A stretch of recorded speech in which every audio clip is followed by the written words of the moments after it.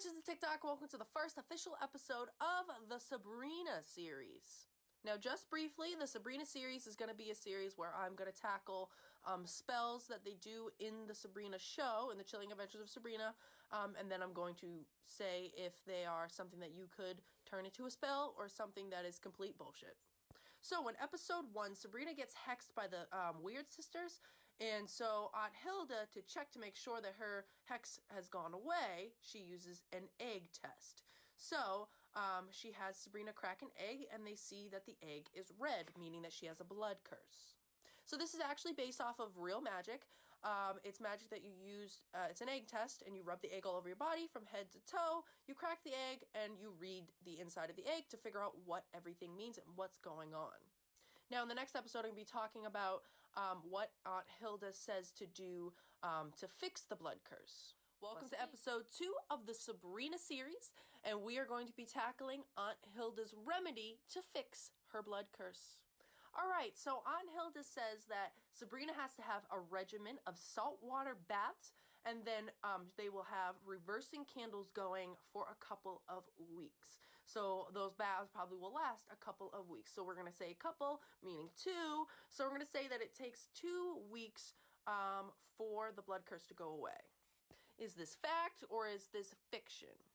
Aunt Hilda's got her facts straight. So she's definitely doing the right thing by doing those saltwater baths and reversing candles, but I would also recommend doing uncrossing candles and some other types of magics that will help you get rid of a curse. What's up, witches of TikTok? So today on the Sabrina Files, we are going to be talking about the Malum Malice. The phrase Malum Malice comes from 2 Latin words, malum meaning apple and malice meaning evil. Thus you get the evil apple. We get this evil apple idea from the book of Genesis, where the story of Adam and Eve goes that Eve was seduced to eat the forbidden fruit from the tree of knowledge. Now, as a side note, in the occult, apples are a symbol of seduction, but they are also a feminine herb. So, what the Chilling Adventures of Sabrina likes to do, because they like to reverse everything, they made it in the show so that women can eat from the Malum Malice and gain knowledge, but if men eat from the Malum Malice, they will be seduced by the evil within this evil apple. The idea that women won't be seduced by the evil in the apple because they already contain feminine energy that the apple already has. Thus, it cancels out. More in the next video. As always, blessed be. Hey, witches TikTok, so welcome to part 2 of the Malum Malice video on our Sabrina Files series. In this episode, we are going to be talking about how it is used in the show. The last episode, we talked about the lore, and the next video, we're going to talk about if it's truly fact or fiction. So in the show, Sabrina's having a conversation with Ambrose about her dark baptism and how she's having some second thoughts. So he tells her to find her answer by asking a Malum Malice. So she goes out to an apple orchard, and she finds the oldest apple tree. Then she finds an apple that she's drawn to or seduced by, and then she asks her question to the apple. Now, how she does this is she says, Malum Malice, and then she asks her question. She gently bites into the apple, and then she gets her answer in the form of a vision. Now, is this fact or is this fiction? Oh, this whole thing's total fiction. But we can talk about it in a hypothetical way where it could be applied. So more into part 3. Okay, so welcome to part 3 of this Sabrina Files on the Malum Malice. I promise this is the last video on the Malum Malice. So how can this be applied in real life? Well, instead of your answer being a vision like she got, because that's pretty far-fetched and a lot of people don't have those abilities, what you can do is you would bite into the apple. If the apple's juicy and sweet, it's yes. But if the apple has worms in it, or if it's rotten, it's a no. I'm getting this information based off of what Ambrose says at the end before she goes off on her little adventure on a Malum Malice, where he says to make sure there's no worms in it. Now, what I did there was I just gave you an example of how they could have made it more realistic in the show. But this whole series that I'm doing is just for shits and giggles. It's just hypothetical. So don't actually go out and try doing the Malum Malice and then get mad at me when your answer's wrong, because most of the time you're probably going to get good answers because you want to have a good apple if you're going to an orchard.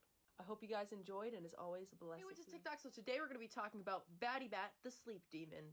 So Batty Bat is actually based off of folklore, Filipino folklore, and here is what the Wikipedia page says.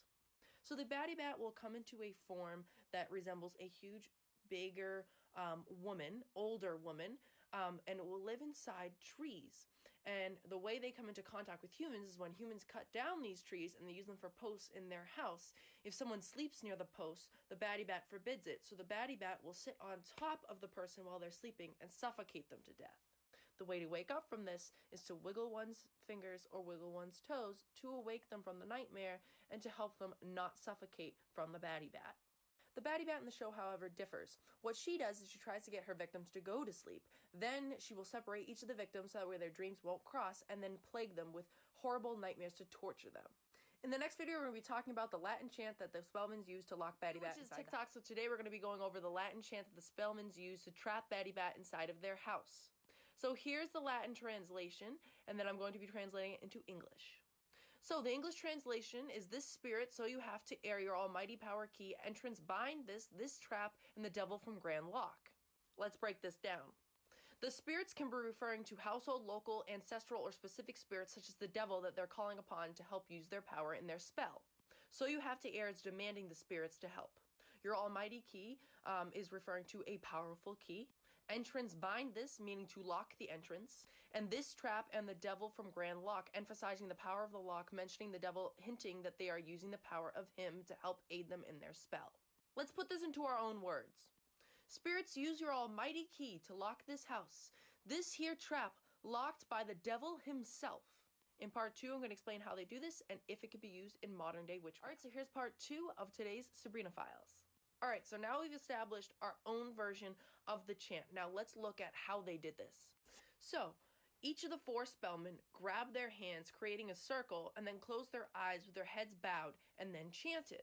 When they hold each other hand to hand, it's increasing the power, increasing the energy of each person. And it's directing that energy to where they want it to go as a collective. So what they're doing when they're closing their eyes is focusing their intention. So can this be used in modern day witchcraft? In a way, you could tweak it and you could use it in modern day witchcraft.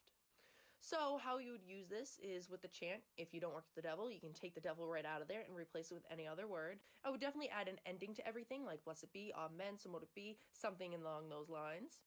And I would definitely add more to the spell, maybe herbs, candles, something along those lines to help increase the energy and the intention put into the spell. There you guys go. Hope you guys enjoyed. See you in the next one. Hey everybody, and welcome to another episode of the Sabrina Files. Today we're going to be talking about the tornado spell. How this spell was performed is they put a map of Greendale on the table. They put a glass bowl full of water in the middle, and then each of the 4 spellmen stood around the table in each side of the table with a mason jar and called upon a specific wind. Guardian or god, deity, whatever word you want to use. This was the chant that they used. Boras, I'm gonna butcher these names. Boras, north wind, I summon you. Eros, east wind, I summon you. Notros, south wind, I summon you. And Zephyros, west wind, I summon you. They wait a moment, and then the wind picks up, and thus they have a tornado. So is this fact or is this fiction? You're going to have to wait and see in the next one. So as always, blessed be. Hey, witches TikTok, and welcome to another episode of the Sabrina Files. And today we're going to be talking about the wind deities that are called upon in the tornado spell used by the Spellmans. So these 4 spirits make up the Anemoi, which are the 4 winds. Their parents are Aeolus, the keeper of the winds, and Eos, the Titan goddess of the dawn. So Boros is the north wind, and he's described as a bearded old man with wings and a conch shell, and he's the bringer of cold temperatures and winter. Notos is the wind spirit of the south, and he brings warm temperatures and summer. But if he is upset, he can also destroy crops and bring bad weather in late summer. Eros, the east wind, is considered to be an unlucky east wind, and the bringer of rain and warm, humid temperatures. And Zephyros is the west wind, and he is thought to be the gentlest of all the wind spirits, and he is the bringer of spring. More in the next video. Blessed be. Hey, witches TikTok. So today on the Sabrina Files, we are going to be continuing talking about the tornado spell. So this is based off of truth, right? Because we've confirmed that those wind spirits they call upon are Greek deities. But is their spell something that we could use to conjure up a tornado? No, there's a lot more work that needs to be involved in a spell like that. Now, in my research about weather magic, I found a lot of Taoist weather magic, and that involves a lot of symbolism, a lot of using your body to command those energies. So them simply opening a jar isn't really gonna do it. But that bowl of water does come from weather magic, because when you do use weather magic, especially call upon winds, you put a bowl of water there and you put your fingers in the water, or you put like a pendulum over the water to bring in that energy. Hope you guys enjoyed, and as always, blessed be. Hey, witches of TikTok. So today I'm bringing back the Sabrina files, and we're going to kick it off with Sabrina summoning her familiar. So without further ado, let's get started. So here's my notes. Sabrina goes out into the forest of Greendale, and she takes her bell with her.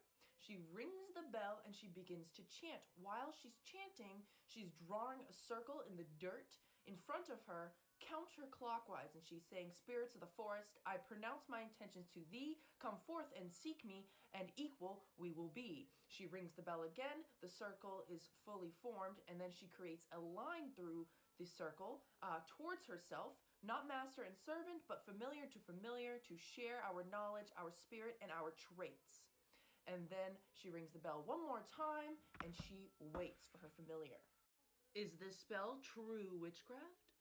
Find out in the next video. I hope you guys enjoyed it, and as always, blessed. Hey there, witches TikTok. So welcome to the part 2 of today's episode of the Sabrina File. So without further ado, let's continue talking about the familiar spell.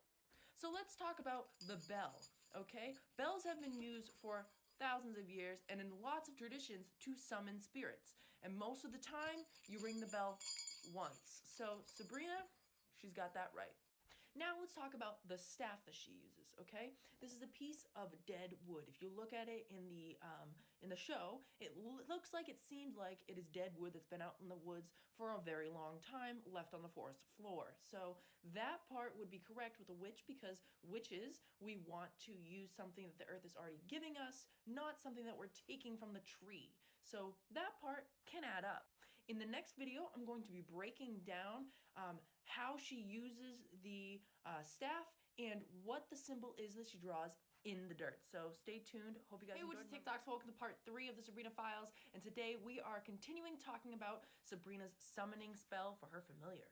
Staffs are used just like wands to direct energy. So when she's using the staff to create the symbol on the ground, she's directing her energy, directing her intentions into that symbol.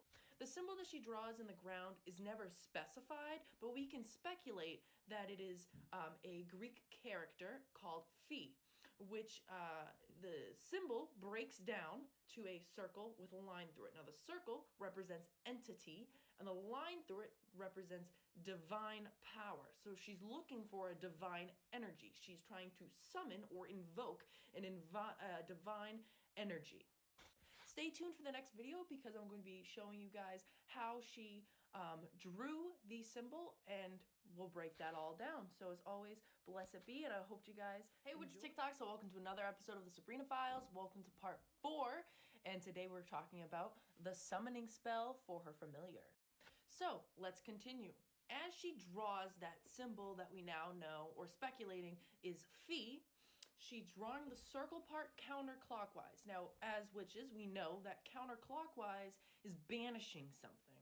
So if you were going to use this in real life, it would be more clockwise. But she does draw the line in the middle towards herself, which is attracting what she wants towards herself. So that part is true. Now, with all that in mind, the ritualistic part of it, so the tools that she's using, the symbol that she uses, and the way that she uses these symbols and tools are mostly correct, other than the fact that she does a counterclockwise circle for the symbol phi. But in the next video, I'm going to be talking about the words that she uses. So stay tuned. Hey there, witches TikTok. So let's continue with part 5 of the Sabrina Files, episode 7, all about Sabrina's summoning spell for her familiar. So let's go into the chant. She starts it off with, "Spirits of the forest, I pronounce my intentions to thee. Come forth and seek me, and equal we shall be." So that part off the bat is showing us that she's calling upon spirits of the forest to become her familiar. She's not calling upon the universal energy or anything like that. She's not calling upon Satan. She's calling upon spirits of the forest. Let's continue. Not master and servant, but familiar to familiar, to share our knowledge, our spirits, and our traits. This part of the chant is stating her intentions. She wants a familiar, and she wants a familiar that is going to be her equal. She wants a familiar that's going to have a symbiotic relationship with her. Not that she's going to be the master and it's going to be her servant. And she states this in the show itself. In the next video, I'm going to be talking about what a familiar really is, and then I'm going to wrap this all up. So as always, hey, what's TikTok? Welcome back to the Sabrina Files. Welcome to part 6, and let's continue. So for the sake of this video, I'm going to be only talking about familiar spirits since she said spirits of the forest. So she's petitioning spirits of the forest. So familiar spirits are usually petitioned by the witch or occultist to the universe to bring a spirit towards them, or forged and created by the witch or occultist themselves. Now, these familiar spirits will take on archetypes of an animal like a dog or a cat, and they serve a purpose, usually to help that witch or occultist grow spiritually, so to gain knowledge, to help them with their psychic senses, and or to protect them. So if you want to learn more about familiar spirits and go more in depth into it, check out his video. This is where I'm getting all my sources from, and he is really in depth with everything. Now in the next video, I'm going to be going in depth if this is a plausible spell or not. So as always, blessed be, and I hope you guys enjoyed, and check out which is TikTok. Welcome to part 7 of the Sabrina Files, episode 7. This is the last video. So let's explain. Finally, we have all our resources. We've done all of our research now. Is this spell plausible to be used in real modern day witchcraft? Of course not. The spell that she uses is way too simple, way too easy. You want something that's going to be more long lasting. Remember, spells are all about our intentions. The longer you spend on a spell, the more energy, the more intention you're putting into that spell. And if you want a spirit to come to you, or you want to create a spirit, you're going to need to put a lot of energy into it. It's not just one and done. You need a lot more energy, a lot more time into it. So no, her spell won't work unless she's also putting other components into her spell. I hope you guys enjoyed, and as always, blessed be, as you know, the Sabrina Files. Hey, which is TikTok. So today on the Sabrina Files, we are going to be talking about Lilith's spell that she uses to spy on Sabrina. So for her mirror spell, she goes up to Sabrina's mirror, she sticks her fingers in her mouth, and then she starts to spread her saliva in a circle around the mirror in Sabrina's room. Then she blows on the mirror to seal in her intention, and boom, now she can spy on Sabrina. Is this spell based off of something real, or is it just all made up for Hollywood? I mean, it's complete BS, but the idea we can learn from. So the reason why she goes in clockwise motion is because she's setting her intention, and she wants to make sure that she is attracting that energy or that vibration of that mirror so she can spy on her, right?